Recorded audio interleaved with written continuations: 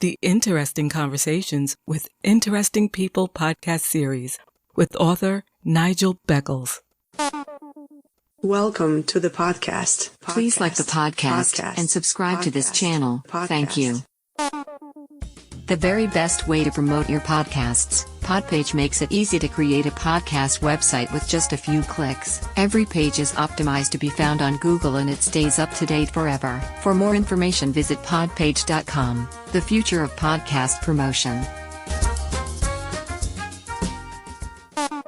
Have you experienced several failed relationships or been through a divorce? How can you avoid making the same mistakes again?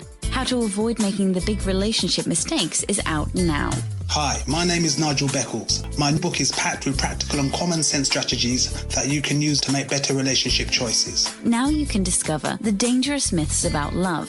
If your relationship expectations are realistic, why you could be falling in love for all the wrong reasons. How to avoid making the big relationship mistakes. It's a book that could change your life. Available from amazon.co.uk. Kindle version also available. Author Queen P. When the Mood is Right, A Poetry Journey, Mood Swings, and When the Mood is Right, A Rebirth. Books available on Amazon and all good bookstores. Hi, I'm Queen P. Please join me by tuning into my poetry podcast, The Royal Affair, on Anchor, Spotify, Apple, Google, and all other similar platforms. You can also listen to the podcast on the Helium Radio Network on Saturdays at 3 p.m. Eastern Standard Time. You have entered into the Royal Affair. Get ready for takeoff. Welcome back to my Interesting Conversations with Interesting People podcast series. My guest for this episode has a mission to cut the divorce rate by 10%. Marriage advocate Hody Spencer. Hi Hody, welcome to my podcast series. How are you? So far, so good. Very nice to meet you. Thank you so much for having me on. I'm very excited to be here. Likewise. So where do you live at the moment? I am in Seattle, Washington, in the U.S. I understand your mission is to cut the divorce rate. Is that just in your country or worldwide? I never thought of it as worldwide. I mostly kind of focused on the U.S., but I think by all means, the goal being to cut the divorce rate by 10%. Let's go worldwide. Let's do the whole thing. I think it's well within reach. When did you get involved with your mission? And how did you become interested in reducing the amount of divorces? Nigel, I was married for 20 years to what I thought was my soulmate, just a great gal. We head over heels in love for 20 years. And she decided that she didn't want to be married anymore. And I was devastated by it. I tend to learn my lessons after the fact. So I dove in, learned everything I could about relationships. Tried to find out what went wrong. And the kind of the recurring theme she told me was I never listened to her. But so I got divorced, dove in, learned everything I could, as I said. And if I could do a few things differently, that I'd still be married. So I checked 99 out of 100 of her boxes, but I missed one. And it's kind of fun. Recently, I was with her and was telling her about everything I learned. And she said, had you been doing that all along, we would still be married. So I was like, wow, that's a pretty good endorsement. Why do you believe the majority of marriages fail? A lot of reasons. I'm going to disqualify those under 23, 24 years old. I think there's so many changes that we have as individuals before 24. I think when we hit the age of maybe 24, 25, we start to become who we're going to be for the rest of our lives. But it's too easy to quit. Our society just tells us it's too easy to quit. Hey, if you don't like it, if you can't stand the heat, let's get out of the kitchen versus let's dive in and work on things. But I really focus on where it comes from a man, if you will. And for men, I think a lot of men view marriage as being an accomplishment. And they think, okay, I'm married. Boom, we check that off. Now I can go focus on career and everything else. And they forget about the relationship. And a relationship is work. It's much easier to be single than it is to be married. So I think a lot of guys, men, if you will, stop doing the work. They stop doing the courting. They stop doing everything that they could do to land the relationship. and focus on conquering the world rather than paying attention. The biggest thing that they're lacking is emotional security, which is, as you know, is paying attention, listening, validating what they say. Making a woman feel heard and understood is pretty much the basis of it. And when they lose that, most women get fed up with it and will head for greener pastures, if you will. You mentioned that your wife asked you for a divorce. According to reliable research, married women decide to divorce at a much higher rate than men. Why do you believe that is happening? Yeah, I think it's about 70% of all divorces, 70 to 80% are initiated by women. And again, I think it's because the men tend to stop doing the courting, stop putting work into relationships. Now, to their defense, they don't know that the relationship needs work. And, I counseled a lot of my friends, mostly their girlfriends or wives, if you will. And it seemed they would complain. They would complain, he does this, he does that, everything that was wrong with the relationship, they would tell me. And they told everybody except the one person that needed to hear it, right? And so they can say, hey, I felt like it. I told you. So my ex would say, you never listen to me. And it's like, well, yeah, I hear everything you say. The big challenge was I didn't know how. So a woman needs to feel heard and understood. And if you, the husband, are not able to do that, they're going to look for someplace else to get that need met. And I don't want to say there was no infidelity, but I think she needed to feel heard and understood. And I wasn't a safe place for her to do that. I would go into what most all men do, and that is invalidating what she was saying. I would say, oh, you shouldn't feel that way. You shouldn't let that bother you. And I would want to fix. We'd go into the fix mode and repair mode, where she just wanted to get something off her chest. She didn't want my opinion, didn't want my help, didn't want my attitude. Or worse, when I would say you shouldn't feel that way, which is invalidation of her feelings. And I think the big problem, most men don't know how to do it. And there's no one teaches them how to do it.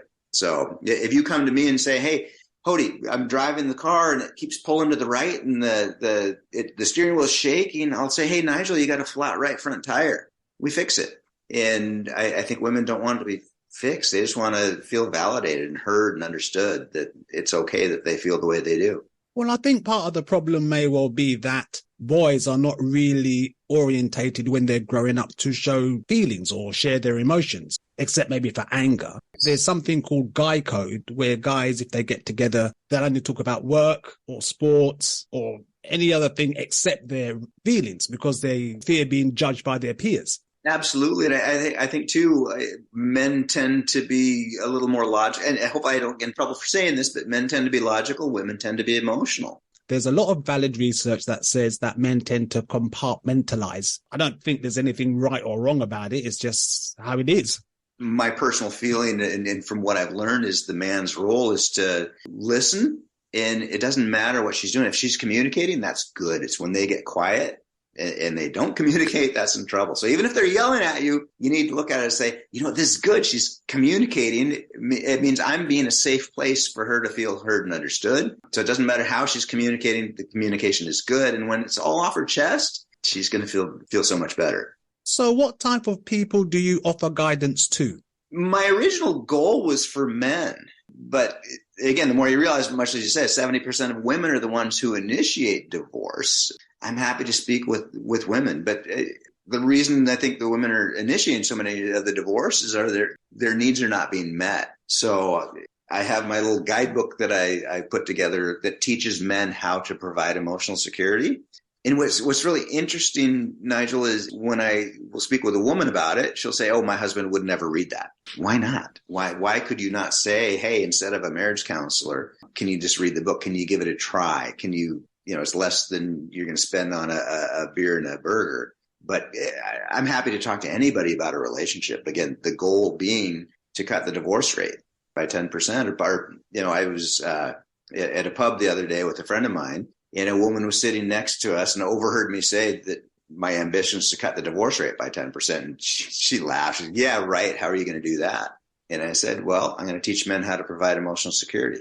Stopped her in her tracks. She goes, if you can do that, you'll hit 50% or even more. So anybody that's willing to listen and try some of the ideas I'm presenting, I'm happy to speak with them. Man, woman, regardless. So what are the top 3 tips you would give to someone on how to improve their marriage? Number 1 starts with emotional security. I didn't know what that was, let alone how to provide it. So emotional security being making a woman feel heard and understood. So, and again, I'm coming to this from the male's perspective, but make your partner feel heard and understood, which means active listening. When she has something to say, if you look at your cell phone in the middle of the conversation, boom, that undoes everything. She doesn't feel like you're a safe place to express herself. Turn off the ball game. Spend 10 minutes. Ask her how her day was. And then listen and let what she says maybe stimulate another question from you. So that's the first one. The second one, there's a great book. I'm forgetting the author, but it's The 5 Love Languages. That's a really, really good one because learn what makes them feel loved. You know, if it's gifts that make me feel loved and I buy her gifts, yet all she wants to do is have physical touch is her love language. I'm giving her gifts, all these things, and I don't feel loved because she's not buying me gifts. She doesn't feel loved because I'm not providing any physical affection to her. So I think it's really important to cut it down, know what their love language is. I think it's a great, great book, and make sure you hit that. Another really big tip is just have State of the Unions, whether it's once a week, once a month, once a quarter. Just say, hey, honey, how is the relationship doing? And shut up and listen. Listen to what you're saying and hopefully have a dialogue about it. There's another really good one, and that is when you first start dating somebody, you're really good about saying, you tell them, I love you. You hold their hand is a way I love you. You send them cards is a way I love you. So you're kind of getting the visual, the auditory, the kinesthetic. And then we tend to gradually back off, and much like the love languages, we do what we like. So if you never say I love you and she needs to hear that, but you hold her hand all the time or write her cards, she's going to say, well, you never say you love me. Okay. So again, learn about that. And then lastly, I'd say, remember you're a team. You fell in love with this person. Things are great. Let's not let it get to the point of resentments, or if your needs are not being met, tell me what your needs are.